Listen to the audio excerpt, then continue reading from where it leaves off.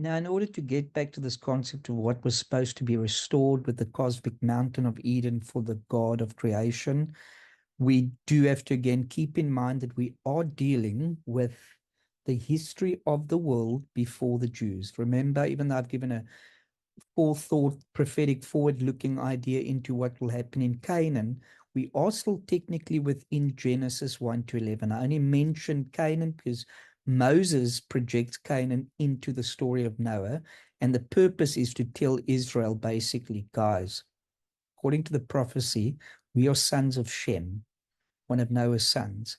And because of the sinfulness of Ham and what he did, our heritage is to overrule them. And that's an important thing for Moses to be saying ahead of the fact, is that we will rule over them because of the sin of Ham. And we know what the sin of Ham is. If you look in the context, Ham uncovers his father's nakedness. We know that's part of the scripture. And again, you can look into Leviticus to find that uncovering your father's nakedness actually implies, from Moses' perspective, that Ham had sex with his mother. And why he might have done that is to usurp his father's authority. And for that sin, for that presumptuous action, Ham is then demoted. And this is why he will be a servant to his brother Shem. And why that's important is Moses is, as I suggested, saying to Israel, when we get to Jericho, when we get to Canaan, even though we're going to be facing the giants, the evil offspring of the Watchers effectively, you don't have to worry because he's been handed over to us because of the sin of Ham. And again, that's something we'll explore in other content that I've got. But for now, it's important to note that that's what's going on here and why Moses is encouraging Israel with that message within Genesis 1 to 11, which again is the history of the world before the Jews. Noah is not Jewish. So this history is not Jewish history. It's pre-Israel history. But we're going to move on to the last section. We've gone through the Watchers. We've gone through creation. We've looked at Noah. And now we're going to finally look at another concept within the history of the world before the Jews, or Genesis 1 to 11. That is the concept of the 70 nations. This does flow out of the story of Noah, but it goes into the next character we all look at, namely, who is this interesting figure that's not mentioned much in Genesis 1 to 11, but the figure of Nimrod. So we're going to read Genesis 10, verse 8 to 10, and we read there that Cush fathered Nimrod. He was the first in the earth to be a mighty man. So we're talking about Nimrod. He was a mighty hunter before the Lord. Therefore it is said, like Nimrod, mighty hunter before the Lord, the beginning of his kingdom was Babel, Erech, Akkad, Calneh in the land of Shinar. Now, here's the important thing. Therefore it is said, like Nimrod, a mighty hunter before the Lord. Where's that said in scripture? That's not said. Moses is quoting something that he has not included in the Genesis account of Genesis 1 to 11. So again, we've got an extra biblical source, which I know would make Christians nervous, but they don't have to be nervous about this. So we do need to explore, what is this Nimrod character got to do with the 70 nations? And that's what we'll kind of explore. So what you'll see in the image, if you're looking at the monument on my screen, you'll see there's an image of a man standing on top of workers, his subjects, and he's trying to get to the heavens. And this is the concept of Nimrod, and it relates in a way to the Nachash and the purpose of the Nachash, which is to ascend to the highest points of creation. And this relates to Nimrod in a way that I will show you. Firstly is to note that Nimrod is not a name, but actually a description of his character, and it implies rebel. And the minute we get the concept rebel, we obviously can be thinking of the Nachash and other supernatural beings. We think of the Watchers. Their plan, as you'll discover if you study this with us, their plan was to rebel against the Creator and to make their own offspring.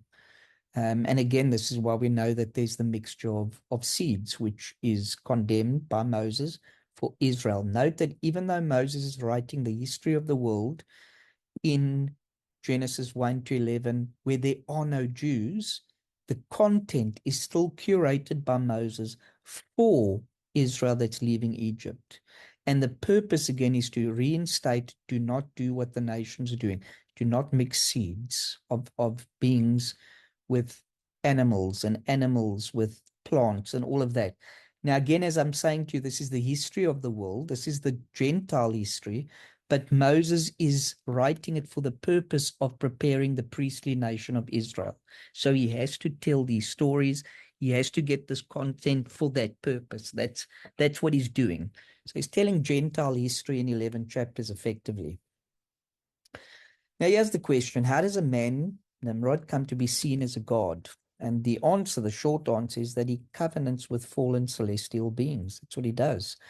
Now, a theory to float for you, you might struggle with, but something you got to consider, is that Nimrod, the man, the rebel, may have become a Nephilim. What does that mean?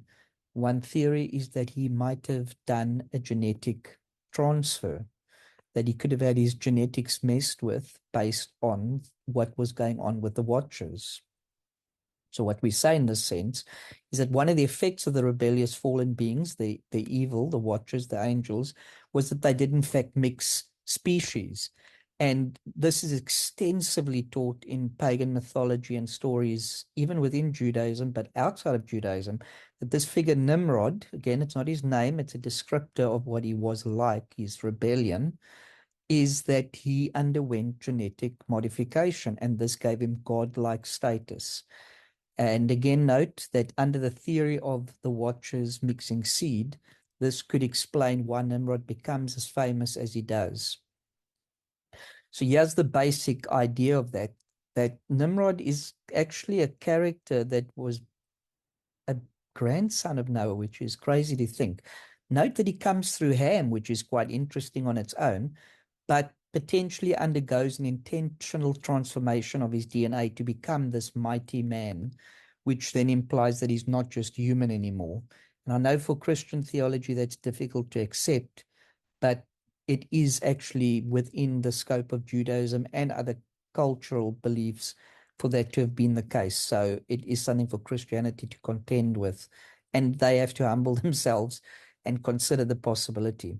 So on the screen right now, I've gotten some images of pictures of Nimrod that have been carved into ancient stone and telling the story effectively. And in the one that's on the screen now, for those who are just listening to the audio, we've got a picture of a man that's holding back a lion by its throat and holding it on its body. The man is as high and tall as the lion. So it is a comparative thing that this lion, and what's interesting is the man's servant, it's Nimrod, Nimrod's servant behind him is clearly smaller to the extent that shows that the lion could overpower him. And that again starts telling us that there was something about the stature of Nimrod. Another picture that we've got from Babylonian sources that I've got on the screen shows Nimrod holding a lion, and it looks the size of a cat in his arms, and he's clearly superior to it. And again, that is implying that this was not just a regular man that we're dealing with. Okay, so from the story of Babel, which is associated with Nimrod, we can now see how he's perceived in some of the cultures dispersed from Babel. Now, on the screen, I've got, again, not that we'll go through it, but I've got a table here that shows Nimrod, Tammuz, Semiramis. Okay, so these are the titles of beings that were related to the Nimrod story. Semiramis being the queen of heaven, Tammuz being one of the apparitions of the so-called Nimrod, which then becomes a Messiah figure, as in the son of this queen of heaven, which is very interesting when we start thinking about how Jesus comes into the world in the same context, and we'll get into that at a later point. But on the screen, there are various descriptors of how Israel would have seen this. Nimrod is called Baal for Israel, and the Phoenicians El, and this changes. There's a whole table here, and the point of me showing the table is in fact to show that this history is well attested to in various cultures, and it's very clearly all the same concept, just given different names and slight changes to the theology or the mythology of it, depending on where you get. So again, for another word search, I just wanted to show the word Nimrod in Hebrew, just for interest's sake, and to show that the root word of it is rebel, in fact. So that's on the screen, just as a little interesting additive. Okay, so we're still sticking with Genesis 10, verse 8 to 10. when Moses has written this history. And Moses does not feel it necessary to elaborate on Nimrod because he's already so well known, like it is said. And I mentioned that previously because it does have to stretch the imagination of Christians, especially, who might struggle with that idea. So in Genesis 10, verse 3 and 4, they said to one another, "Come, let us make bricks and burn them thoroughly."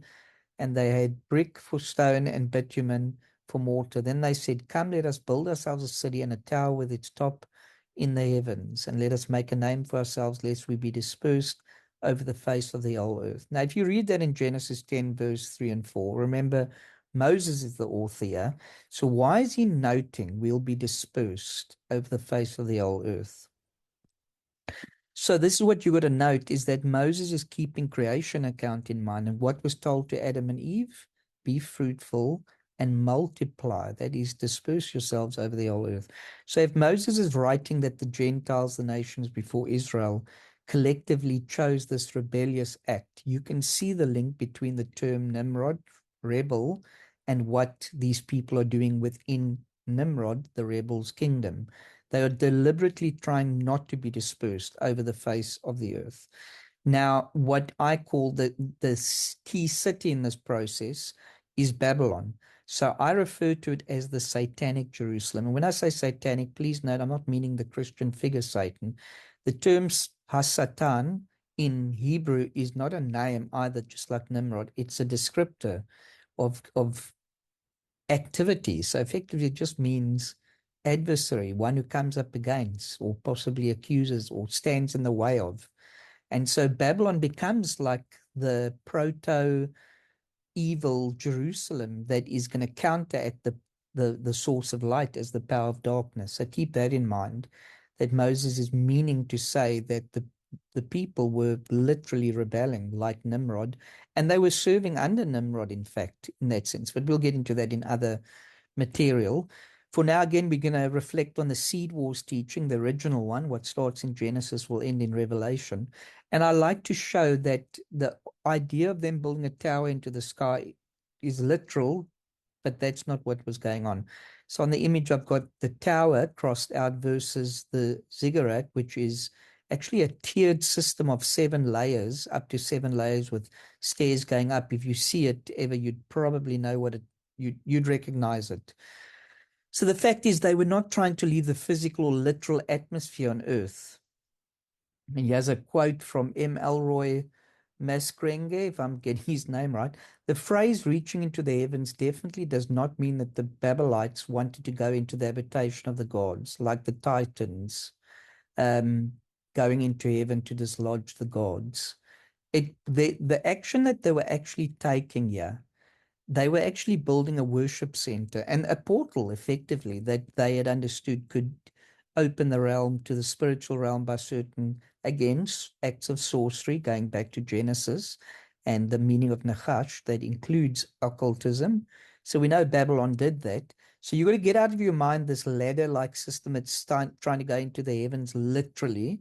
It's a spiritual dimension that they were opening, as we would say in the sci-fi movie realm. Portals, effectively, is what they were opening.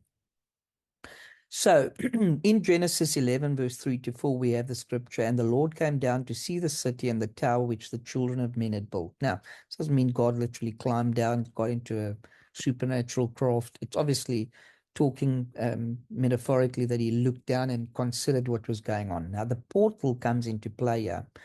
And what we must consider is that the original plan was for these watchers that have come down and sinned.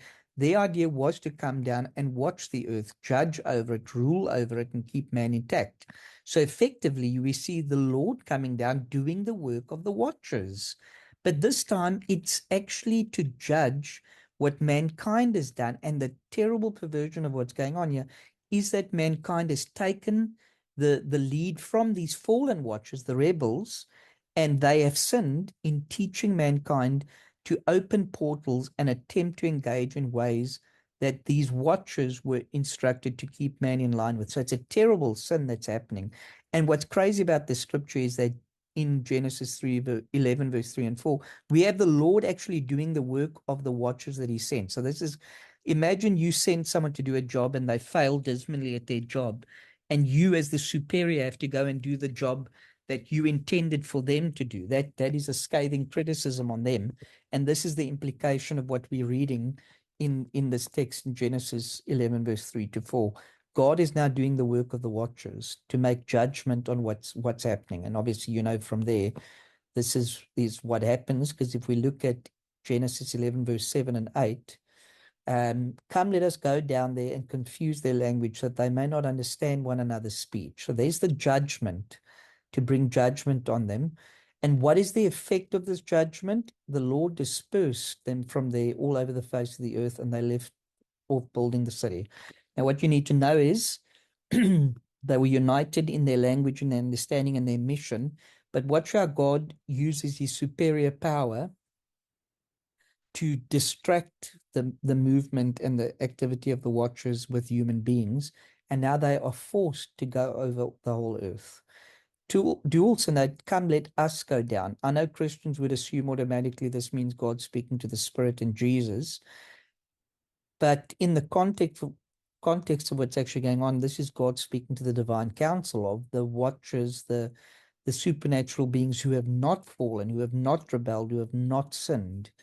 So I think it's important to note that, which would clash with general Christian logic, of course.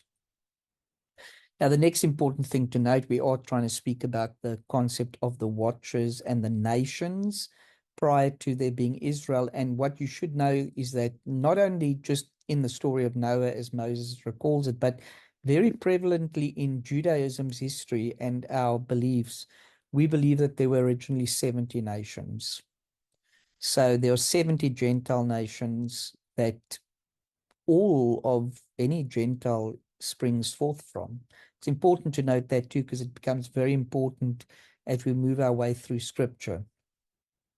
And then also when you add the names of the genealogy of Noah's sons, it literally comes to 70 nations. So that's a very intentional thing that Moses does there, under inspiration of God. Just another quote from M. Elroy. As someone said, everything that happens after the Tower of Babel happens to undo the effects of the Tower of Babel. It reaches its climax in the much observed Pentecost in the New Testament, where God blesses all the languages and all languages are virtually becoming one. Now, we'll explore that. You are familiar with Pentecost as believers, and to show that it does link to Babylon, we will get into that context at a later point, but it's just important to note something of that kind at this point. So just a few things to consider here is that when Gentile believers come to the God of Israel, come to Jesus, you are in fact worshiping a foreign God. It feels abrasive, but it's a fact. The reasons are quite simple. The God of Israel says so, and in Deuteronomy 32, verse 8 and 9, we'll explore that. The other point we want to note is that the covenants are with Israel exclusively, and you can read Paul to discover that. The other point of why noting that Gentiles are worshipping technically a foreign god after the evil of the watchers and your heritage is that it does stop replacement theology, which needs to be stopped, which is the concept stating that Israel is being replaced by Gentiles and what they would call Christians. This is a very serious problem that we've got to stand together to stop the false belief of, because it's very dangerous. And then also it confirms that the God of Israel's claims in Genesis 1 to 11. So there being nations separate from Israel substantiates the claims of God himself that is prevalent throughout Scripture.